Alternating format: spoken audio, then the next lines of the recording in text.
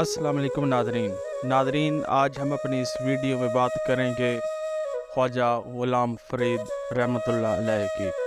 پنجاب دھرتی کے مشہور صوفی شاعر حضرت خواجہ غلام فرید کی پیدائش 25 ذی-القعدہ 1261 ہجری بمطابق 25 نومبر 1845 عیسوی کو منگل کے دن چاچڑا شریف میں ہوئی، جو خانپور کے نواب میں سندھ کنارے ایک قصبہ ہے۔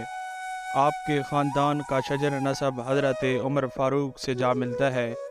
آپ کے والد کا نام خواجہ خدا بخش عرف محبوب الہی تھا۔ خواجہ فرید نے قرآن کریم کی تعلیم میاں صدر الدین اور میاں محمد بخش سے، جبکہ فارسی کی تعلیم حافظ خواجہ جی اور میاں احمد یار خواجہ سے حاصل کی۔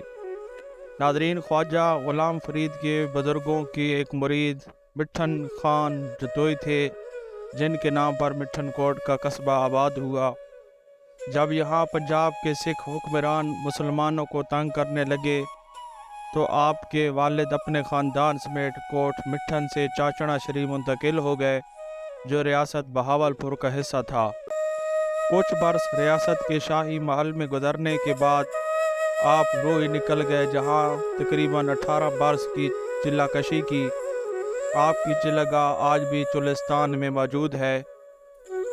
13 برس کی عمر میں بڑے بھائی فخر جہاں سے بیعت کی اور 27 سال کی عمر میں جب مرشد کا انتقال ہوا تو آپ سجادہ نشین بن گئے۔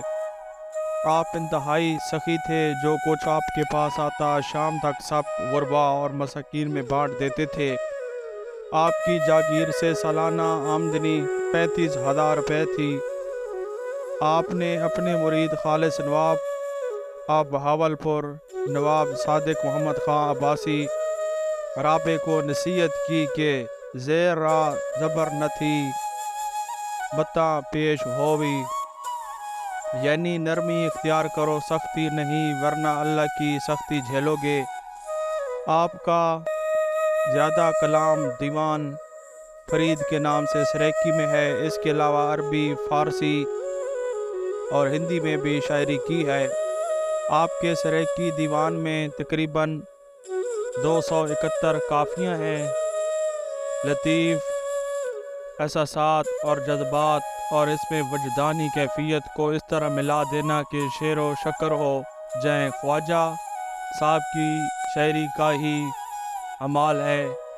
ناظرین، خواجہ غلام فرید کا وصال 56 برس کی عمر میں چاچڑا شریف خانپور میں 24 جولائی 1901 عیسوی بروز بدھ ہوا تھا۔ آپ کا ایک بیٹا خواجہ محمد بخش عرف نازک کریم اور بیٹی تھی۔ آپ کا مزار مٹھن کوٹ میں ہے۔ سلسلہ چشتیہ کے مطابق آپ کا نظریہ بھی ہمہ اوس تھا، یعنی آپ توحید وجودی کی قائل تھے۔ آپ کا تمام کلام اسی رنگ میں رنگا ہوا ہے۔